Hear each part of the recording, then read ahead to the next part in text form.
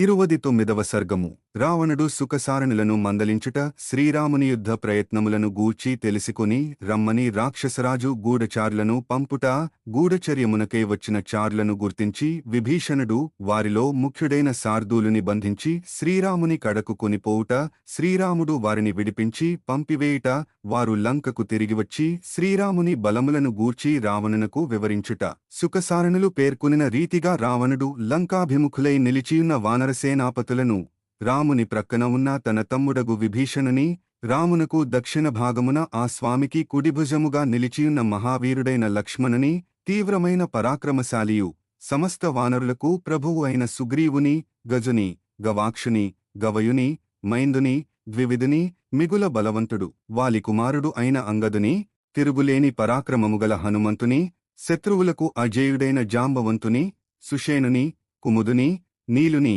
వానరోత్తముడైన నలునిగాంచి హృదయమున కొంచెముగా భీతిల్లెను సుఖసారణులు శత్రువులను ప్రశంసించుచు పలికినందులకు ఎంతయు కుపితుడై ఆ రాక్షసరాజు వారిని మందలించెను ఆ మాటలకు ఆ ఇరువురును మిగుల భీతిల్లిరి అంతట సుఖసారణులు వినయముతో తలలు వంచుకుని చేతులు కట్టుకుని నిలబడిరి పిదప మిగుల క్రుద్ధుడైయున్న రావణుడు రోషముతో గద్గద కంఠముతో ఇట్లు పరుషవచనములను నుడివెను సుఖసారణులారా రాజు నిగ్రహానుగ్రహ సమర్థుడు అతని దయతో జీవించుచుండెడి మంత్రులుగాని మరెవరైనను ఇట్లు ఆయనతో అప్రియములైన మాటలను పలుకరాదు యుద్ధమునకు సన్నద్ధులై వచ్చుచున్న శత్రుపక్షము వారిని మీరిద్దరును అనవసరముగా ఇట్లు ప్రస్తుతి చేయుట సమంజసమా మీరు ఆచార్యులను గురువులను పెద్దలను సేవించి రాజనీతి శాస్త్రాదులను నేర్చితిరి కాని వాటిసారమును మీరు ఏమాత్రమును గ్రహించినట్లు లేదు కావున వారికి మీరనర్చిన సేవలు అన్నియును వృధా ఒకవేళ ఆ శాస్త్రముల సారమును గ్రహించినను దానిని మీరు మరచిపోయినట్లున్నది కనుక మీలో అజ్ఞానమే మిగిలియున్నదన్నమాట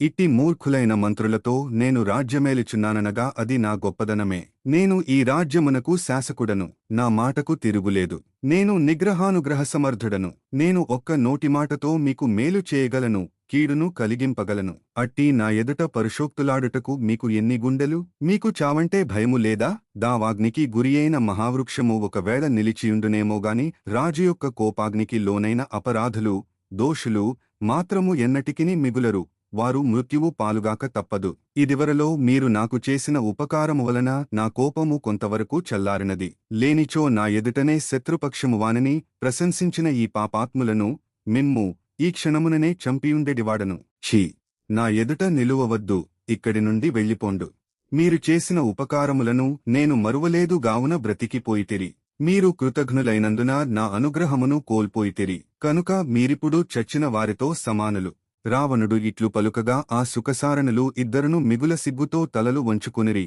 వెంటనే వారు రావణునకు జయము అని పలుకుచు అచటి నుండి వెళ్లిపోయిరి పిమ్మట దశకంఠుడు తన సమీపముననే ఉన్న మహోదరునితో రాజనీతియందు నిగ్గుదేలిన చారులను వెంటనే నా ఎదుట నిలుపుము అని పలికెను రావణుడు ఇట్లు శాసించిన వెంటనే మహోదరుడు గూఢచారులకు ఆజ్ఞలను పంపెను పిమ్మట రాజాజ్ఞను శిరసావహించి త్వరత్వరగా చారుల చటికి చేరిరి అనంతరము వారు విజయసూచకముగా ఆశీర్వచనములను పలుకుచు చేతులు జోడించి అచట నిలబడిరి వారు విశ్వాసపాత్రులు శూరులు రాజభక్తిగలవారు శత్రువులకు భయపడనివారు అట్టి చారులను రాక్షసరాజైన రావణుడు ఇట్లు ఆదేశించెను మీరు వెంటనే శ్రీరాముడు సైనికులతో విడిసియున్న ప్రదేశమునకు వెళ్ళుడు రాముని యుద్ధ ప్రయత్నములను అతని ఆంతరంగిక మంత్రులను అతని మిత్రులను గూర్చి తెలిసికొనుడు మీరు అచట ప్రచ్ఛన్న రూపులై మసలుడు రాముడు ఒక్కడుగా నిద్రించునా లేక అతని చుట్టూను రక్షకులుందురా అతడు మేల్కుని యున్నప్పుడు చింతతో వ్యాకులుడై యుండునా అతడు వెంటనే లంకపై దాడి చేయుటకు సిద్ధముగానున్నాడా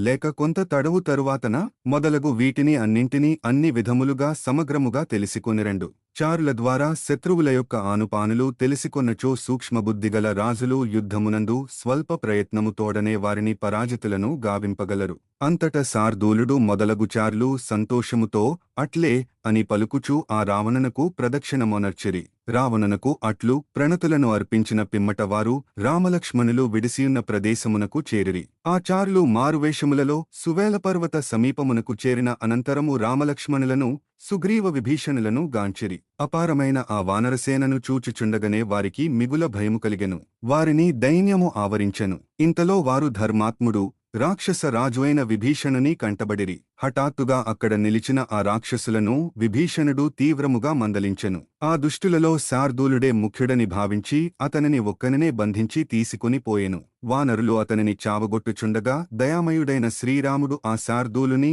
ఇతర గూఢచారులను విడిచిపెట్టెను. మిగుల బలపరాక్రమములు గలవారు, వేగము గలవారు అయిన వానరులచే పీడితులైన ఆ శార్దూలాది రాక్షసులు స్పృహను కోల్పోయిరి. ఎట్టకేలకు వగర్చుచూ వారు తిరిగి లంకకు చేరిరి. నిత్యము ఇతర దేశములలో గూఢచారులుగా సంచరించెడి మహాబలశాలులైన ఆ రాక్షసులు దశగ్రీవునికడకు చేరిరి. పిమ్మట సువేల పర్వత సమీపమున బసచేసియున్న శ్రీరాముని బలములను గూర్చి తమ ప్రభువునకు నివేదించిరి. వాల్మీకి మహర్షి విరచితమై ఆదికావ్యమైన శ్రీమద్ రామాయణమునందలి యుద్ధకాండమునందు ఇది 29వ సర్గము.